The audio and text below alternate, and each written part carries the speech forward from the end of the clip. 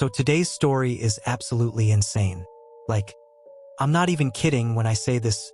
What I'm about to tell you literally defies all logic. And before we jump in, make sure you hit that subscribe button and turn on notifications because we drop these crazy stories every week and you don't want to miss them. Alright, let's get into it. So this happened back in 2019 to a guy named Jake who was driving cross-country. You know, one of those spontaneous road trips where you just get in your car and drive with no real plan. Jake had just graduated college and figured he'd see America before starting his boring office job. Now Jake's driving through this super remote part of Nevada. We're talking middle of nowhere, like hours between gas stations. It's around 2 a.m. and he's getting tired. But there's literally nothing out here. No hotels, no rest stops, nothing. Just desert and darkness. Then out of nowhere, his car starts making this horrible grinding noise. Like the kind of sound where you immediately know you're screwed.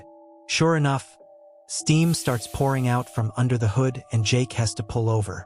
He pops the hood and even though he doesn't know much about cars, he can tell this thing is done for. Completely dead. So now Jake's standing on this empty highway in the middle of the night with zero cell service. And I mean zero. Like his phone isn't even trying to find a signal. He's thinking, great, I'm gonna die out here. But then he looks off into the distance and sees this faint light.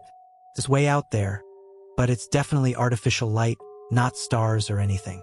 Jake figures his only option is to walk toward that light and hope it's some kind of house or building where he can get help. So he grabs his backpack and starts hiking through the desert toward this mystery light.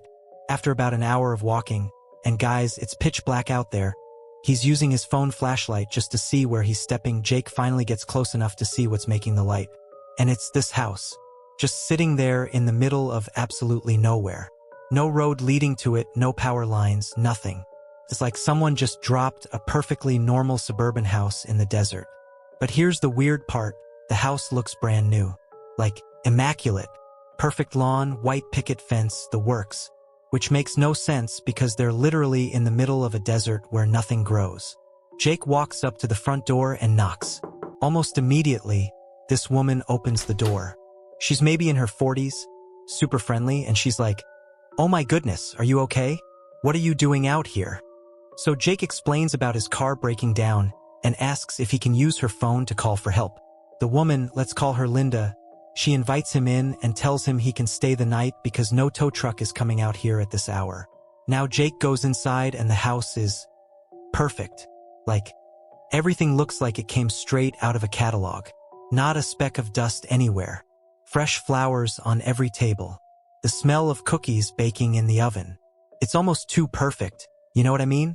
Linda shows Jake to a guest room and tells him they'll figure everything out in the morning. She even brings him some of those cookies and a glass of milk. Super nice lady, right? Jake's thinking he got really lucky. But here's where things get weird. Jake wakes up around 3 a.m. to use the bathroom. He steps out of the guest room and the house is completely dark now. No lights anywhere. And as he's walking down the hallway, he notices something strange. All the family photos on the walls, and there were tons of them when he arrived. They're all blank now. Like the frames are there, but the pictures are just gone. Jake figures maybe he's just tired and seeing things wrong. He finds the bathroom, does his business, and heads back to the guest room. But on his way back, he glances into the living room and freezes. The entire room is empty. No furniture, no decorations, nothing. Just bare walls and carpet. But earlier that evening, it was fully furnished. Like there was a big couch, coffee table, TV, everything. Now Jake's really freaking out. He quietly goes back to his room and tries to convince himself he's just exhausted and confused. But he can't shake this feeling that something is seriously wrong here. The next morning, Jake wakes up and walks out to the kitchen expecting to see Linda. But the kitchen is completely empty too. No appliances, no table, no Linda. The whole house is just empty. Jake starts calling out, "Linda? Hello? Anyone?" But there's no answer. He searches the entire house and finds nothing. It's like no one has lived there in years. There's dust everywhere now, cobwebs in the corners. The cookies from last night, gone. The glass of milk, nowhere to be found. Jake runs outside and here's the thing that really messes with his head. His car is sitting in the driveway, running perfectly, keys in the ignition. He gets in and drives straight to the nearest town, which is like 50 miles away. When he gets there, he goes to the local diner and asks the waitress about the house.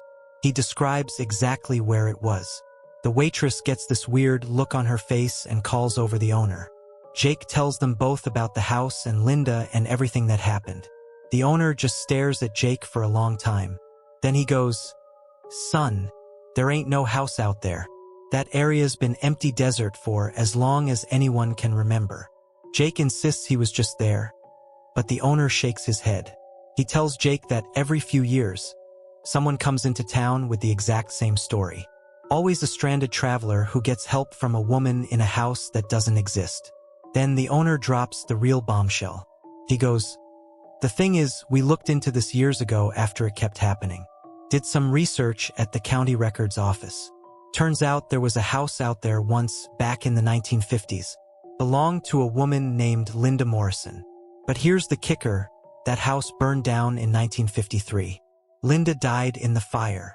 Jake just stands there trying to process this information.